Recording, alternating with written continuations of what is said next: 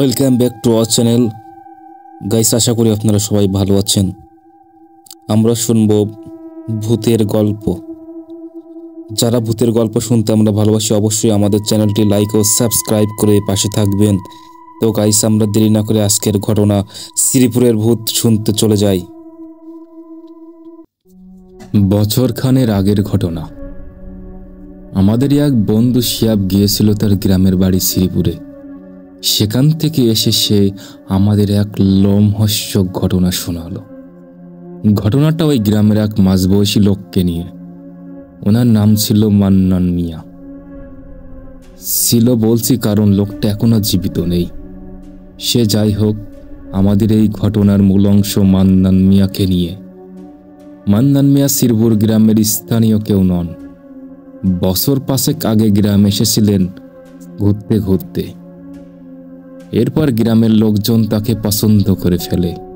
একটা ঘরে তুলে দেওয়া হয় তার জন্য। লোকটা খুবই মিশুক প্রকৃতির ছিল। কারোর যে কোনো সাহায্যে তাকে ডাকলেই সাড়া দিত। গত 2009 সালের গ্রীষ্মের এক দুপুরে মান্নান মিয়া মারা যায়। লোকমুখে শোনা যায় ওই দিন বাজার করে এসে মান্নান হঠাৎ করে অসুস্থ হয়ে পড়ে। বারবার বলতে লাগে রাস্তায় তার সাথে খুব খারাপ কিছু হয়েছে, কিন্তু সেই খারাপ কিছু কি তা সে পরিষ্কার করে বলতে পারেনি। তার আগে সে শেষ নিঃশ্বাস ত্যাগ করে। তার লাশ সেদিনই দাফন করে দেওয়া হয়। গ্রাম্য রীতি অনুযায়ী মানুষজন তাদের কবরস্থানে শুধু নিজেদের ফ্যামিলি মেম্বারদের জন্য জায়গা রাখেন। মান্নানের সেই গ্রামে কোনো পরিচিতি ছিল না, বিদায় তার কবর দেওয়া হয় রাস্তার পাশে এক বেল গাছের নিচে। তার মারা যাওয়ার কারণ কেউ আবিষ্কার করতে পারেনি। আমি হয়তো বলছি কারণ মূলত এখান থেকেই আমাদের কাহিনী শুরু হতে যাচ্ছে। আমার এক বন্ধুর নাম জাবেদ। আমাদের মাঝেও বলতে গেল দুঃসাহসী। জীবনের এক বড় সময় সে প্যারানর্মাল অ্যাক্টিভিটি নিয়ে গবেষণা করে কাটিয়ে দিয়েছে। বেচারার খুব কষ্ট যে জিন ভূত কিছুই কখনো তার দেখা হয়নি। শিয়াবের কাছে ঘটনাটা শুনে সে লাফিয়ে উঠল। যে করেই হোক তাকে সেখানে যেতেই হবে।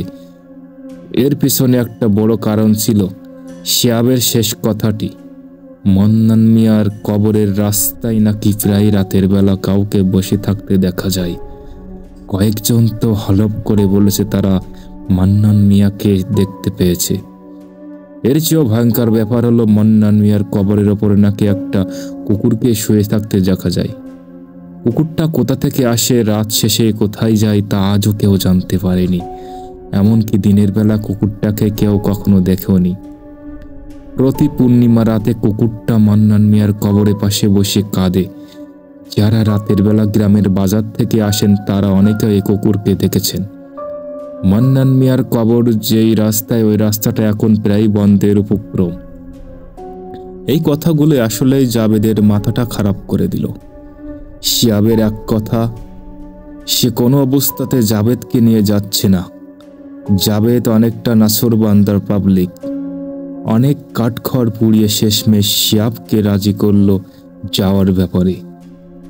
আমার নিজেরও যাওয়ার ইচ্ছে ছিল, কিন্তু সেই সময় মিড টার্ম পরীক্ষা চলছিল, দেখে যাওয়া সম্ভব হয়নি। যাই হোক, জাবেদের প্ল্যান ছিল পূর্ণিমা রাতে উক্ত স্থানে উপস্থিত থাকা। এতে কুকুরটার দেখা পাওয়া যাবে, পাশাপাশি ছবি তোলার জন্য ভালো আলো থাকবে। বাংলা ক্যালেন্ডার দেখে সময় নির্ধারণ করে রওনা দিল তারা মানে জাবেদ আর শিয়াব। সাথে আর দুজনে যাওয়ার কথা ছিল, কিন্তু শেষ মুহূর্তে দুজনেই যাওয়া বাদ করে দেয়। পারিবারিক কিছু ঝামেলার কারণে দুজনে যাওয়া বাতিল হয়ে যায়। সে যাই হোক, জাবেদরা নির্দিষ্ট সময়ে গ্রামে পৌঁছায়। আদর আপ্যায়ন তাদের বরণ করে নেয় শিয়াবের আত্মীয় স্বজনরা। মোটামুটি ফ্রি হওয়ার পর জাবেদ শিয়াবের ছোট কাকাকে খুলে বলে আসার সকল উদ্দেশ্য। শুনে ছোট কাকা কিছুটা গম্ভীর হয়ে যান। শেষমেশ জাবেদ আর শিয়াবের প্রবল অনুরোধের মুখে নথি স্বীকার করতে হয় তার যাওয়ার অনুমতি দেন তিনি, কিন্তু সাথে তার দেওয়া পরিচিত একজনকে নিয়ে যেতে হবে। জাবেদ চাচ্ছিল একাই যেতে, কারণ এইসব ব্যাপারে বেশি মানুষ থাকলে নাকি প্যাঁচ লেগে যেতে পারে। কিন্তু ছোট কাকার সত্য একটাই, হয় সাথে তার দেওয়া গার্ড যাবে, না হলে যাওয়া বাতিল। অগত্যা জাবেদকে রাজি হতেই হলো। সেদিন ছিল রবিবার। সন্ধ্যার পরপরই আকাশ উজ্জ্বল করে পূর্ণিমার চাঁদ উঠে পড়ল। চাঁদের আলোতে চারপাশে যেন আলোকিত হয়ে উঠল। বিপত্তি শুরু হলো ঠিক তখনই। শিহাব তাড়াহুড়ো করে বের হতে গিয়ে দরজার চৌকাঠে ধাক্কা খেল। সাথে সাথে মাথা ধরে বসে পড়ল। হাত সরাতেই দেখা গেল ফিনকি দিয়ে তার রক্ত বের হচ্ছে। বাসা ভর্তি মানুষের মধ্যে হট্টগোল বেঁধে গেল। একে তো গ্রাম অঞ্চল, তার উপর এখনো ফ্রিজ জিনিসটা এতটা জনপ্রিয় ওঠেনি। শিহাবকে ধরাধরি করে নলকূপের পাড়ে নিয়ে যাওয়া হলো। প্রায় 20 মিনিট লাগলো রক্ত বন্ধ হতে। এদিকে জাবেদ তো টেনশনে মারা যাচ্ছে। শেষমেশ বুঝি যাওয়াটাই বাতিল হয়ে গেল। ওই অবস্থায় শিহাবের পক্ষে যাওয়া একদমই সম্ভব ছিল না। কিন্তু জাবেদ কাকাকে বলে তার নিজের যাওয়া নিশ্চিত করে নিল। সাথে থাকবে গাইড রতন আলী। অনেকে হয়তো ভুরু কুঁচকাতে পারেন যে চেনা নেই জানা নেই একটা ছেলেকে ওই অবস্থায় তার বাসা থেকে কিভাবে বের হতে দিল। কিন্তু তখন ছেলেটা তাদের অতিথি। ভাই জাবেদকে আমি চিনি, সে যদি বলে সে যাবে তাহলে তাকে আটকানো কারো পক্ষেই সম্ভব নয়। এমনকি সে তখন নিজের বাবা মার কথাও শুনবে না। রতন আলী ওই গ্রামের সবচেয়ে সাহসী মানুষদের মাঝে একজন। ছোট কাকা রতনকে বুঝিয়ে দিলেন যেন কোনো অবস্থাতে জাবেদকে ফেলে চলে না আসে। গ্রামের ছোট কাকার ভালো প্রতিপত্তি ছিল। রতন আলী নিজের বুকে চাপড় দিয়ে বলল, সে কাউকে ভয় করে না, ভূতের ভয় তার নেই। বরং শহরের ভাইয়ের সাথে সে আজও দেখবে কিসের ভূত, কার ভূত। রতনের হাতে একটা ব্যাটারি চালিত টর্চ লাইট। জাবেদ ঢাকা থেকেই একটা শক্তিশালী টর্চ আর একটা ভালো মানের ডিজিটাল ক্যামেরা নিয়ে যায়। ক্যামেরাটা গলায় ঝুলিয়ে টর্চটা হাতে নিয়ে হাঁটতে লাগে সে। পাশেই রতন আলী। রতন তাকে গ্রামের বিভিন্ন ঘটনা জানাতে লাগলো। কোন বাড়ির কে কবে কার হাতে খুন হয়েছে, কে কোথায় ফাঁস দিয়ে মারা গেছে, এইসব। জাবেদের বিরক্ত আর ভয় দুটোই লাগছিল। ভয় লাগার ব্যাপারটা আমার অনুমান, কারণ সে যখন গল্পটা বলছিল তখন বলেছিল তার শুধু বিরক্ত লাগছিল আর অদ্ভুত একটা অনুভূতি হচ্ছিল। আমি ধরে নিয়েছিলাম সেই অনুভূতিটাই ভয়। বাড়ি থেকে জায়গাটা দূরত্ব 2 মাইলের মতো। গ্রামের নিরাপত্তায় নাকি ভূত ডাকার টেনশনে কে জানে। জাবেদের ভীষণ বাথরুম চাপল। রতন আলীকে সে টর্চটা ধরতে বলে নিজে গেল একটা গাছের নিচে প্রকৃতির ডাকে সাড়া দিতে। কাজ শেষ করে ফিরে এসে তার আবার হাঁটতে লাগলো। কিছুক্ষণ চুপচাপ হাঁটার পর হঠাৎ রতন আলী জাবেদকে জিজ্ঞেস করে বসলো, মান্নান মিয়া সম্পর্কে কতটা কি জানে সে? জাবেদ একটু চমকে গেল, কারণ কিছুক্ষণ আগে যেই গলায় রতন আলী কথা বলছিল তার সাথে এখনকার গলা যেন একটু অমিল লক্ষ্য করা যায়। তবে ঘাবড়ে না গিয়ে সে বোঝার চেষ্টা করলো ব্যাপারটা কি আসলে তাই নাকি তার দুর্বল মনের চিন্তা। জাবেদ মান্নান মিয়া সম্পর্কে যা জানতো তাই বলল রতন আলীকে। শুনে রতন আলী কিছুক্ষণ চুপ করে থেকে বলল, মান্নান মিয়া কেমনে মারা গেছে জানতাম চান? রতন আলীর কথাগুলো গ্রাম্য ভাষায় লেখা হলো। আমি যখন গল্পটা শুনছিলাম তখন জাবেদ রতন আলীর কথাগুলো গ্রাম্য টানেই বলছিল। এটা একটা রহস্য, কারণ জাবেদ ওই গ্রামে মাত্র 2 দিন ছিল।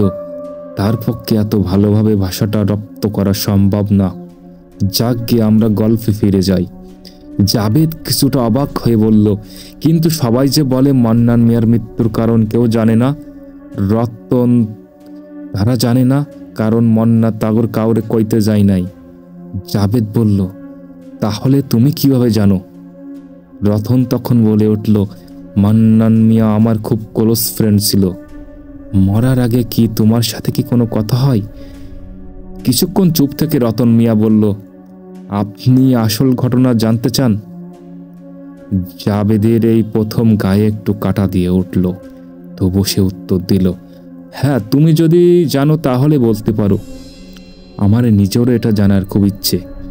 এরপর রতন আলী জাবেদকে যা বলল তা আমি একটু সাজিয়ে লেখার চেষ্টা করলাম। যেদিনের ঘটনা সেদিন সকালে মান্নান মিয়া তার সপ্তাহের বাজার করতে যায়। বাজারে পরিচিত মানুষজনের সাথে দেখা সাক্ষাৎ করে এবং নিজের প্রয়োজনীয় জিনিসপত্র কিনে সে রওনা হয় বাসার দিকে। পথিমধ্যে একটা কবর পড়ে ওই রাস্তায়। অনেকেই বলে ওই কবরে নাকি মাঝে মাঝে এক বৃদ্ধকে দেখা যায়। আবার অনেকে বলে ওই কবর থেকে রাতের বেলা নানা রকম আওয়াজ আসে। কে বা কারা কান্না করে, সেই আওয়াজ নাকি পাক খেয়ে খেয়ে বাতাসে ভাসে। মান্নান মিয়া এইসব ব্যাপারে তেমন পাত্তা দিত না। সেদিন আসার পথে হঠাৎ তার ভীষণ তৃষ্ণা পায়। তার বাজারের ব্যাগ থেকে বোতল বের করে পানি খাওয়ার জন্য রাস্তার পাশে বসে পড়ে সে। এমন সময় একটা কালো কুকুর এসে তার পাশে বসে। কুকুরটা দেখে একটু অবাক হয় মান্নান মিয়া।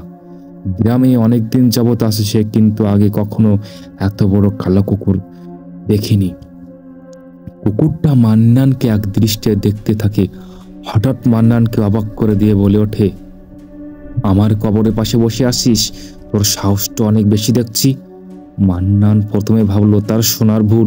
সে ব্যাগ থেকে পানি বের করে চোখে মুখে পানি দিল। এবার সে আরো স্পষ্ট শুনতে পেল কুকুরটা বলছে, কিরে, ভয় পেলি নাকি? মান্নান মিয়া এইবার পুরো ঘাবড়ে গেল।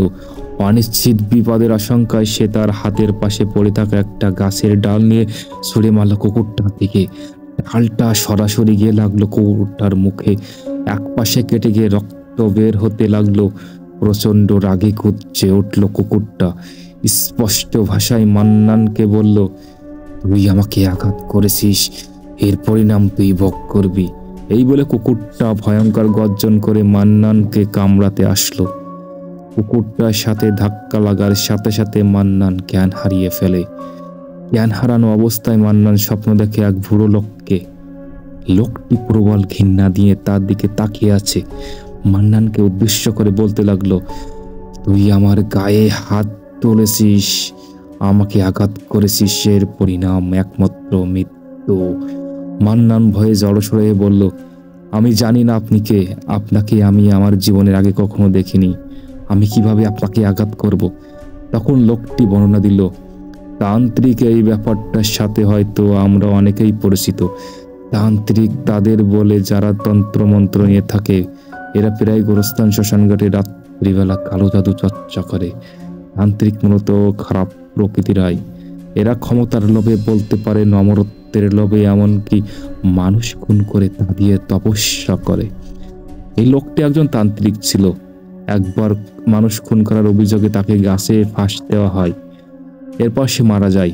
তারপর তাকে কবর দেওয়া হয় গ্রাম থেকে দূরে একটা বদ্ধ এলাকায়।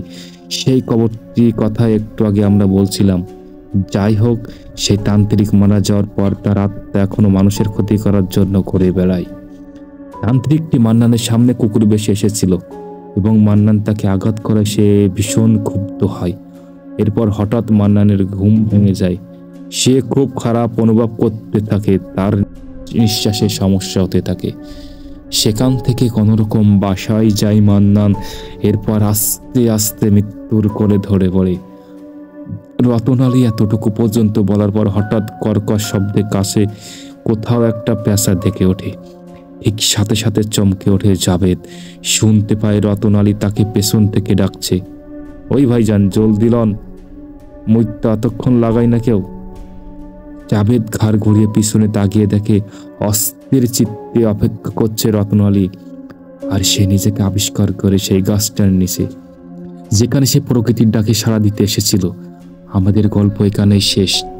এখন আপনাদের কমন প্রশ্নের উত্তর দেওয়ার চেষ্টা করব। সেদিন আসলে কি হয়েছিল? সেদিন কি হয়েছিল তা আমি বলতে পারবো না। একজনের এক রকম ধারণা। সম্ভবত মান্নান মিয়া এসে জানিয়ে দিয়ে গেছিল তার মৃত্যুর রহস্য। হয়তোবা এটা জাবেদের বিক্ষিপ্ত মনের কল্পনা।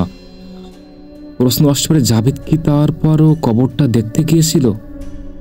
হ্যাঁ, জাবেদ গিয়েছিল। জাবেদ সেই গাছের নিচে মাথা ঘুরে পড়ে যায়। রতন আলী তাকে কাঁধে করে বাসায় নিয়ে আসে। জাবেদের এরপর কি হলো? জাবেদ এরপর একটানা 4 মাস অসুস্থ ছিল। ডাক্তারদের ধারণা তার মেন্টাল ব্রেকডাউন হয়েছিল। 4 মাস পর জাভেদ হাসপাতাল থেকে ছাড়া পায়। মান্নান মিয়ার কবরটা কি এখনো আছে? ও হ্যাঁ, উত্তর হলো এখনো আছে। কবরটা বহাল তবিয়তে আছে, যদিও ঘটনার পরে কবরের পথটা বন্ধ করে দেওয়া হচ্ছে এবং এরপর কোনোদিন কবরের কুকুরটাও আর দেখা যায়নি। তবে এখনো মাঝে মাঝে পূর্ণিমা রাতে তার কান্নার আওয়াজ পাওয়া যায়। প্রশ্ন আসতে পারে, তান্ত্রিক লোকের কবরটার কি হলো? সেই কবরটা নিয়ে আগে থেকে মানুষের মধ্যে এক ধরনের আতঙ্ক ছিল। এই ঘটনার পর তা আরো বেড়ে যায়। পরে শুনেছিলাম কবরটা মাটি দিয়ে বন্ধ করে দেওয়া হয়েছে এবং ওই রাস্তাটুকু একেবারে বন্ধ করে দেওয়া হয়েছে।